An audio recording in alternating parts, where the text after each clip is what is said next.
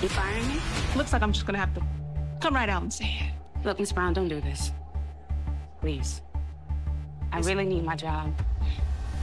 Well, folks, it seems that Danni, who had just gotten her job back a few days ago, if I'm not mistaken, because towards the end of season 8, we had the 1 month time jump. You know, when Andy is officially named as partner, we know that Danni was unemployed for like a solid month with no pay. Her and Tony had ended things. And then, you know, Andy represented her and she got the job back, as well as that $75,000 settlement. And everything was cool. But for whatever reason, her and Tony got back together, but I'm not here to vent about that. So keep in mind, all this took place over the span, that was the penultimate episode, right? I think so. And within the last 2 episodes of season 8, it took place over the course of the same day, if I'm not mistaken. Then, of course, season 9 picks up exactly where we left off with season 8, you know, the hospital stuff. And then in episode 4, we find out, a few days have passed. So maybe 2 or 3 days, you know, C-section, she's brought home. And only a couple of days, if that, have passed since, you know, the first chunk of the season. So what I'm getting at is Danni has had her job back for maybe a week. And if I'm being generous, let's say a week and a half. Tony has been unemployed for only a few days. But based on the promo for next week, it seems that Danni, she might be unemployed again. Now, in the trailer, we see, I believe Mrs. Brown, is Miss Brown, right? That's the same woman who confronted Danni and Tony in regards to Tony unfairly adding Danni to the leadership program, as well as she was at the conference room at the law firm, you know, when they were trying to make the settlement. So she is, you know, approached by Danny's like, Miss Brown, come on, please. I need this job. Because we see Leonard, you know, discouraged, and he's walking out with his box, and I'm like, uh-oh. So Danny's like, don't tell me I'm next. I'm going to go out on a limb here and say they're doing some layoffs. Because it's funny, I posted that short a couple days ago talking about how, you know, it's interesting, given the fact that Leonard and Danny's exchange leading to the coffee being thrown in his face, or the ice coffee or whatever, why in the world are the higher ups at higher airlines seemingly ignoring the fact or being okay with Leonard constantly going to Danny's hub and verbally going at her, sometimes harassment, whatever, insinuating, whatever, essentially just trying to seemingly push her into doing something else? Why would they do that? You know, it's just like, hey, you know what? We got her back on the job. We had to pay almost 6 figures for her in order to avoid a massive, you know, lawsuit. And the last thing we need to do is antagonize her again. So essentially, why not do like teachers in terms of moving the desk of a couple of the bad kids? Like, you know what? Hey, you two mess around so much, you distract the class. You know, Jonathan, you move to the front row. Mark, you go to the back. That kind of thing. But no, they just did nothing. But I'm willing to bet it's layoffs. Now, why they're doing layoffs is beyond me. I'm not going to sit up here and blame Danny, but wouldn't it be something if, yeah, so due to that huge settlement we had to pay you, Miss King, we had to do some layoffs. I mean, that would be pretty messed up, but dang, that would be messed up. Because I can see Leonard now is like, thank you, Danny. This is all your fault. What? Yeah, because they lost money. And, I mean, Tony quit his job.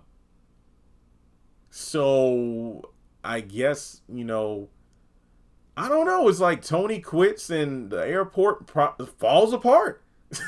It goes to show that he really was the glue holding that place together. Of course, again, this is just speculation. I don't know.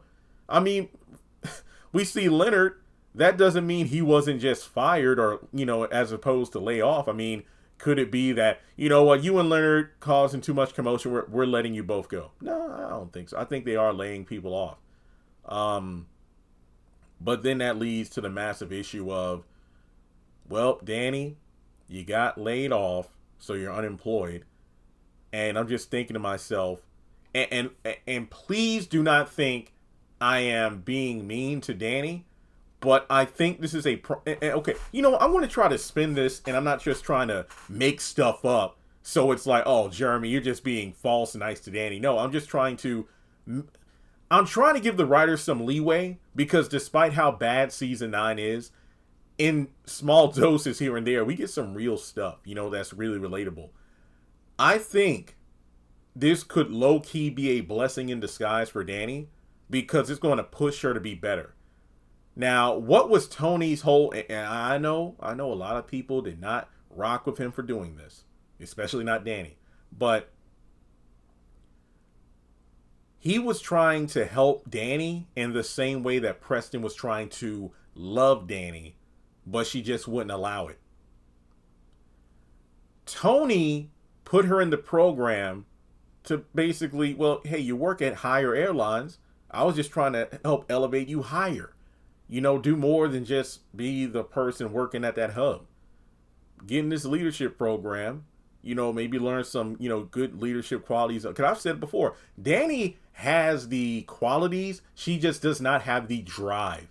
And this could look good on her resume. And who knows, you know, perhaps being in this program could cause her to get, you know, a better position in the airport. But Danny didn't want that. She liked the hub because she could pretty much come and go as she pleases, for the most part, essentially half-ass her way to a paycheck.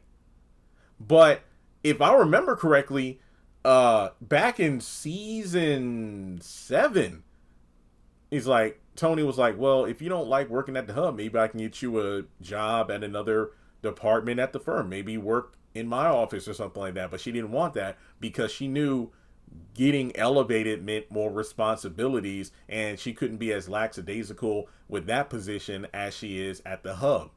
So now Danny's found herself in a situation where she might be getting laid off. And what is she going to do? Now, she does have that $75,000 for now. The mattress crap, I don't know. But then again, if we're looking at the order operations, yes, I will do a separate video about Tony's sport betting and possibly him draining the money away because he finds it in the mattress. But Danny said she's going to the bank later to get that money. But of course, she's currently at work. And Miss Brown comes up to her and it's like, uh-oh. So if she gets fired, why would she go to the bank? That's stupid. But she probably will, because we need to move the plot along. That's how this show goes. But being in this position and being unemployed is going to be like, her and Tony are going to be like, ruh-roh, what are we going to do now? I guess we will have to move in together. It's like you're putting your house up for rent, and I need to pay rent, so I guess we're going to have to hold it down together. And it's kind of ironic, because Tony could have just went on to Alaska for a year. What was it? Didn't he say it was like a year or something? Yeah, I think he had to go for a year. And at least he would have been set, because didn't he suggest, well, maybe you just got that settlement, maybe we can use that as a little nest egg until I get on my feet. Nuh-uh, that's my rainy day fund.